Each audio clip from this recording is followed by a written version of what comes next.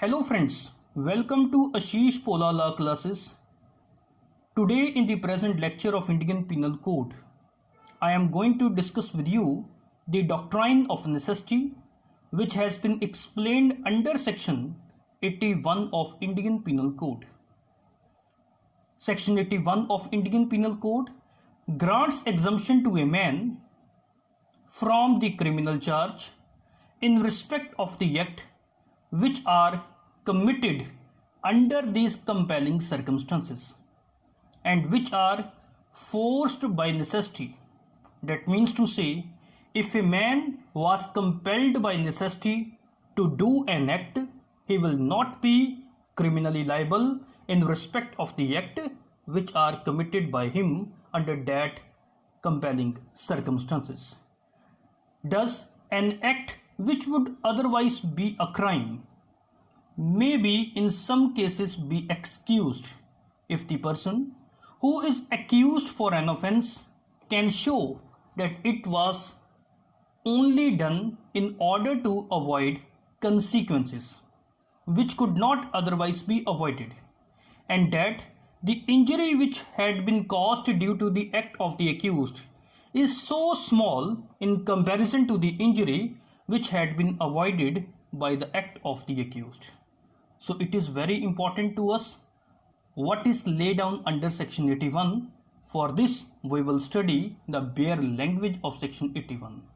Section 81 of IPC start from the heading act done to avoid other harm. That means to say, if an act is done by the accused to avoid other harm, he will be protected by the provision of section 81 of IPC.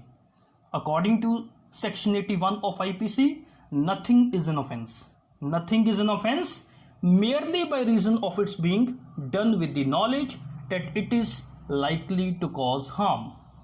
If the act be done without any criminal intention to cause harm, and the act is done in good faith for the purpose of preventing or avoiding other harm to the person or property.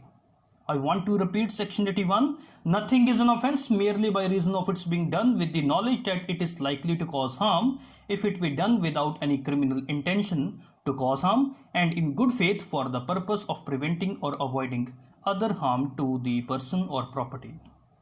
There is also an explanation which is attached to section 81 which will explain that it is a question of fact in such a case in which the plea of section 81 is taken.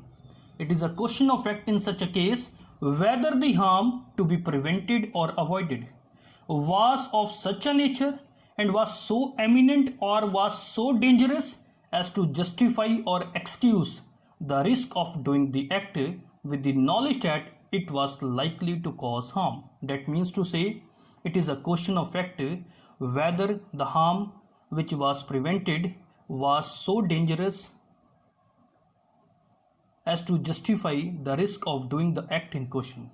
Okay, so this is something about explanation of section 81. Now we will discuss two illustrations which are attached with section 81. In illustration number A of section 81, what is the case? In this case, A, the captain of a steam vessel, suddenly and without any fault or negligence on his part. That means to say, there was not any fault on the part of the captain of the steam. He finds himself in a situation that before he can stop his vessel, he must inevitably run down a boat B. In boat B, there were 30 to 20 passengers on the boat.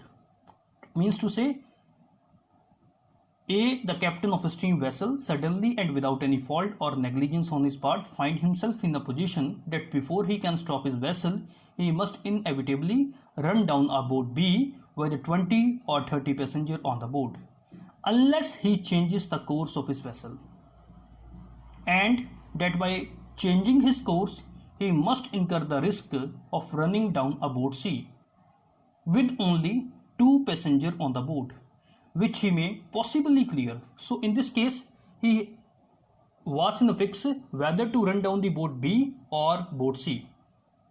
In boat B, there were 20 or 30 passengers on the boat, whereas in boat C, there were only 2 passengers on the boat.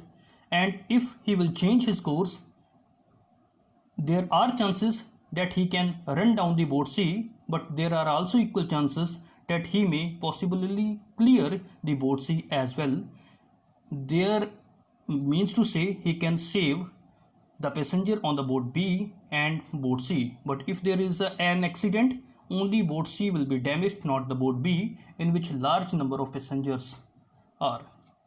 And here, if he alter his course without any intention to run down the boat C, and he alter his course in good faith for the purpose of avoiding the dangers to the passenger in boat B, then he is not guilty of an offence, although he may run down the boat C by doing an act which he knew was likely to cause that effect. So if it be found as a matter of fact that the danger which he intended to avoid was such as to excuse him in incurring the risk of running down the boat C, then he will be protected, he will not be liable, and he will be protected by the provision of section 81 of Indian Penal Code, acted on to avoid greater harm. Okay, so illustration number B of section 81 also clarify section 81. In this example, A has seen that there was a great fire. He pulls down houses. What was the purpose of pulling down the houses? In order to prevent conflagration from spreading. He does this with the intention in good faith of saving human life or property. Here, if it be found that harm to be prevented was of such a nature and was so eminent as to excuse A's act, then A is not guilty of the offence under section 81 of Indian Penal Code. So what are the various ingredients which has to be satisfied before taking the benefit of section 81? The benefit of section 81 of Indian Penal Code can be taken if the following ingredients are satisfied. First ingredient is that the circumstances shall compel the wrongdoer to do such a criminal act. There was such type of circumstances which compel the wrongdoer to do such a criminal act, and the wrongdoer shall not have the criminal intention. So first ingredient is that there were circumstances beyond the control of the accused, and the wrongdoer had not any criminal intention to do the act. Okay, first ingredient is that. Second ingredient is that the wrongdoer shall have to do that act with an intention to prevent other greater harm. Number 3, the act must be justified under the circumstances. That means to say the act of the accused must be justified under the circumstances, and this is a question of fact. So if you are killing a weak beggar or an old woman who enter into the house and eats only the food, is not justified under this doctrine, and you cannot take the plea of section 81 after killing that weak beggar or old women. And number 4, which is very important, the act of the wrongdoer must be in good faith. That means to say wrongdoer must act in good faith. If all these 4 ingredients are fulfilled, then the accused can take the benefit of section 81 of Indian Penal Code, and he can save his skin from criminal charge. Okay, there is also an illustration and a judgment which will further explain section 81. However, it is very important to note here that a man cannot intentionally commit a crime in order to avoid other greater harm.